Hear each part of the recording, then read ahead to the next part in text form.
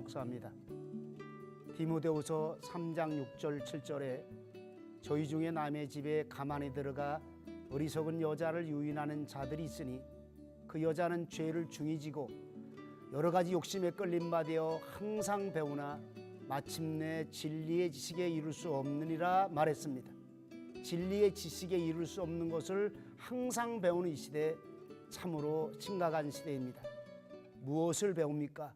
욕심에 끌려서, 잘 사는 것에 끌려서, 돈 버는 것에 끌려서, 명예와 권세에 끌려서 항상 배웁니다.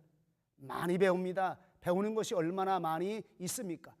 그런데 항상 배워서 내 육체의 욕심을 따라 살게 만드니 진리의 지식에 이룰 수 없는 것입니다.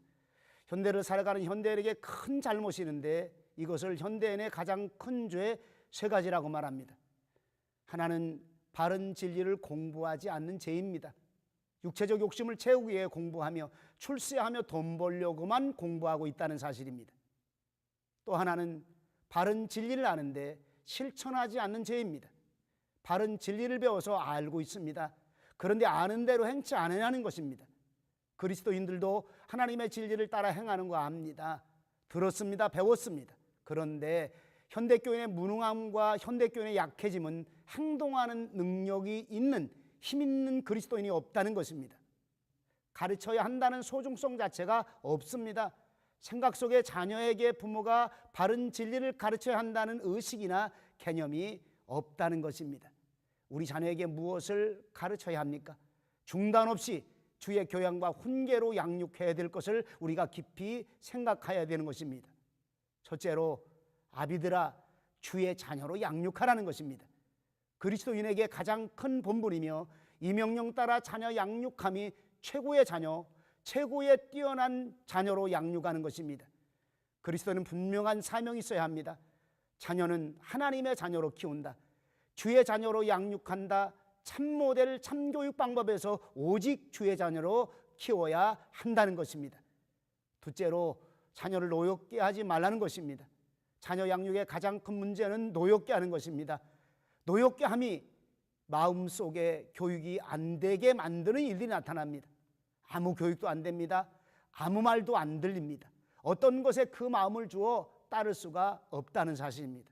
분노는 신뢰를 무너지게 만듭니다. 권위도 무너지게 만듭니다. 좋은 교육도 무너지게 만듭니다. 감정이 상하여 분노가 생겨지면 양육이 안 되며 머리가 회색이 되어 낙심하여 아무것도 할 수 없다는 말입니다. 세 번째로 주의 교양으로 양육하라는 것입니다. 자녀를 노엽게 하지 말고 주의 교양으로 가르치라. 교양 교육이란 생활 속에서 이루어지는 품행이나 인격적 품위에 대한 학문을 가르침이라고 해석합니다. 더 나아가서 인격이나 품위에 있어서 모자라는 것을 보충하여 가르치는 것을, 길러주는 것을 교양이라고 말합니다. 넷째로 주의 훈계로 양육해야 한다는 것입니다. 훈계란 교육 또는 그 가르침의 실제로서 실행하는 교육 또는 훈련이라는 뜻이 함께 있는 것입니다. 내 지혜로 가르치는 것이 아니라 주님이 가르쳐준 교양으로, 주님의 말씀의 지혜로 가르치며 훈련하라는 것입니다. 이론과 실천도 함께하여 몸에 숙달되도록, 몸의 습관이 되도록 가르치라는 말입니다. 하나님의 자녀들을 주의 교양과 훈계로 양육하는 우리 모두가 되시기를 주의 이름으로 축원합니다. 감사합니다.